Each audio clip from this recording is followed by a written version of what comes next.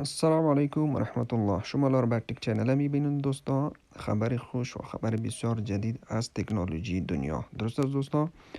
اپل مدل جدید خود که با کمترین قیمت است در بازار عرضه کرده دوستان. زایسته تقریبا یک 5 روز میشه که در بازار برآمده، بازار بیرون در بازار کابل هم میرسه به خیر. مدلش آیفونی اس ای توی 2020 است دوستا. قیمتش بسیار ارزان است و اپل، خود کمپانی اپل گفته که مشخصاتش آیفون 11 است که قیمتش بیش از 1 لک می باشه. و ای که شما ای سیتا میبینین که نو آیفون خودش ریلیز کرده یا در بازار عرضه کرده، مخصوص برای کسانی است که آیفون شوقی آیفون است ولی اقتصادش ضعیف است، نمیتونن خرید مدل بالا. پس اینی مدل بگیرید دوستا. ای کل مشخصاتش با آیفون 11 است. یعنی چه قسمی که رم، کامرا و چیزایشان میبینین آیفون 11 است. همون تو تیز کار میته، همون رقم دیسپلی داره، همون تو مشخصات داره. تنها قیمتش چی است؟ ارزان است و سایزش خورده است دوستا. درست است. آیفون اس ایش 2016 یا یک مدلش کشیده بودن، درست است دوستا. و این مدلش 2020 کشیدن، 3 روز پیش تقریبا دوستا. چینل پایین سابسکرایب دوستان نوشته است، سابسکرایب بزنین و این ویدیو را لایک کنین و شیر کنین که دیگه مردم ها ببینن. خب میایم سر مشخصات از این دوستا که چقدر این مشخصات داره و ما بسیار بسانی گفته میتونیم که این موبایل مستعملش وقتی بازار بیاد شما بیش از 10,000 یا کمتر از 10,000 خریده میتونین دوستان. 10,000 افغانی. یعنی در 10,000 افغانی شما آیفون 11 یا 11 پرو مکس که بیش از 1 لک قیمت داره در فعلا شما خریده میتونین. درست است دوستان. مشخصاتش میبینیم که آیا برای آیفون 11 میمانه یا نه. خب اینجا میبینیم اولین چیز ای است که اناونس، یعنی در چی وقت ای در بازار آمده. اپریل 15. درست است دوستان. دین روز آمده، دین روز اپریل 15. 5 روزم نه، من اشتباه کردم. دین روز در بازار عرضه شده. درست است دوستان. و در اپریل 24 ای چی میشه؟ ای در بازارهای کابل اینجا و دبی میرسه. درست است دوستا. ریلیزش اپریل 2014 است. اناونس یا اعلانش در 15 است.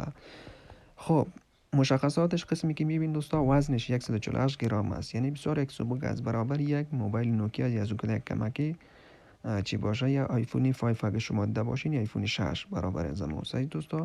نانو سیم میخوره، خردترک. درست است دوستا.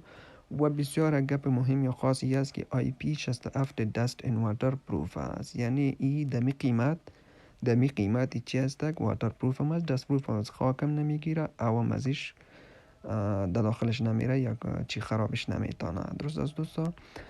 اگر در دیسپلی ببینیمش، ما حساب تکنیکی گپ میزنیم. در دیسپلی اگر ببینیم دوستا، شما اینجا دیده میتونین عین پیشوریتان است. درست است.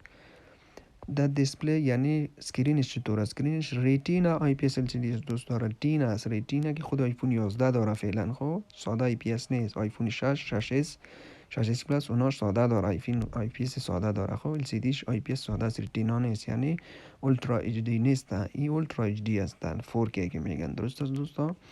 خب سایزش 4.7 است. از حساب اسکرینش میگه. از این بگذاریم ریزولوشنش 750 در ضربه 1334، یعنی بسیار یک پکسل بالا داره. کمتر از آیفون 11 یک کم است و باز یک ذره بالاست.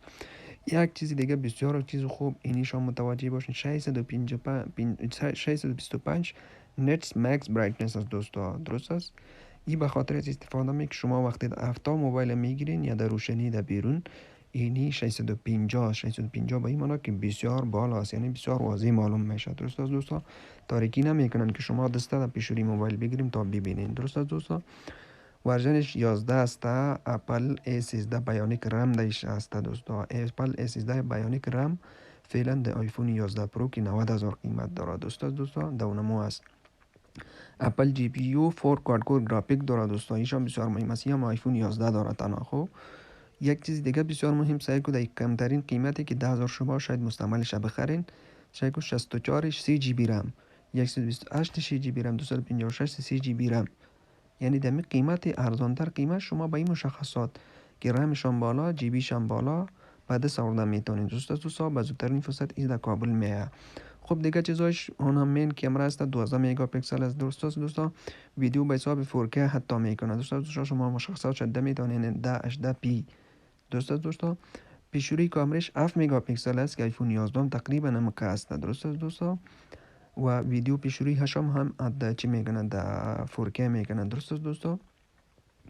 خب پایین میم دیگه فیچراش چی فیچر داره؟ بلوتوث داره، لاسپیکر داره، وای فای داره، فینگرپرینت کل چیزا داره دوستا، درست است. یک چیز بسیار یک مهم دیگه شما ما میبینیم دوستا، و چی از او اینه شما دیده میتونید فاست چارجینگ داره، یعنی بسیار با تیزی چارج میشه مثل آیفون 11. و کیو آی وایرلس چارجینگ داره، یعنی وایرلس چارج میشه بدون از اینکه شما چارج کنین. در پاور بانک های وایرلس از خود چی داره که دو میزنین موبایل بالش میمانین چارج میگیره. یعنی در مجموع چیزی که مشخصات داره مکمل از آیفون 11 است و قیمتش بسیار ارزان، 400 افغانی نو و $400 ببخشید نو گفته خود کمپانی اپل. و وقتی که در بازار مستعمل عرضه شود $200، یعنی 10,000 12,000